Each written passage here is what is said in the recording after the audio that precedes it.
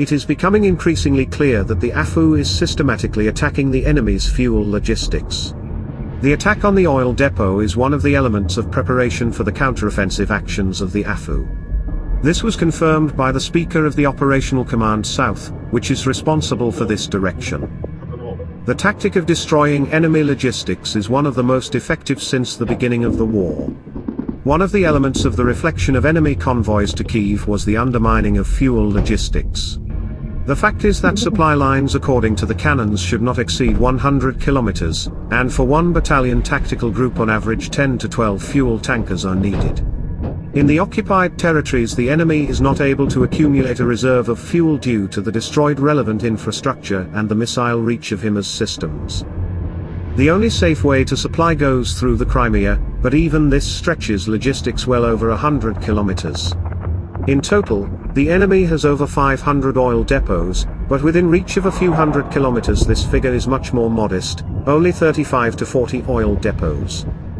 In less than a week the AFU successfully attacked 6 enemy oil depots. Of course one attack will not take out all the tanks, but for example in Sevastopol 60% of the capacity was destroyed after only one attack. This is by the way a key fuel hub in Crimea, which now has 10 destroyed tanks and several damaged ones. Now that the attacks are carried out in small groups of 3 to 5 drones, and it will take at least 5 months to repair the damage in Sevastopol. The AFU will be like pianists playing on enemy oil depots, destroying tank after tank. The aggressor country's command has to make a decision to either pull precious air defense from the front or from under Putin's ass to protect the oil depots. Because it turns out that Ukrainian drones fly hundreds of kilometers of enemy territory and reach the target, and Russians have problems protecting even a small number of strategic airfields.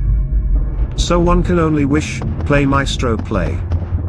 The initial stage of preparation of the counteroffensive is so media-intensive, as well as the counteroffensive itself. The Minister of Defense almost every day gives a comment on the readiness of the AFU. The speakers openly say that destruction of logistics is preparation and much more, which may seem illogical. Add the drones in the Kremlin and no matter who launched them, the hysterics of the leader of the Wagner Group, the media disorganization of Russian propagandists. All this information layering reinforces Zelensky's tour and symbolic speeches in The Hague, which the press is already dubbing a historic moment. There is a balance between the military expediency of making this or that information public and the political heating of this topic for the corresponding negotiating positions on arms. The key goal is to increase belief in success. The key outcome is to increase military assistance on the principle of still a bit short to achieve maximum results. The second point is that the initial phase of the counteroffensive has already begun and that Zelensky is performing his international functions as president at the time of this start. He is not directing Commander-in-Chief Zaluzhny in manual mode. This is a critical aspect to success. Politicians should stay out of the military's business. Therefore, hopefully the full effect of the information layering will result in faith and as a consequence additional military aid packages.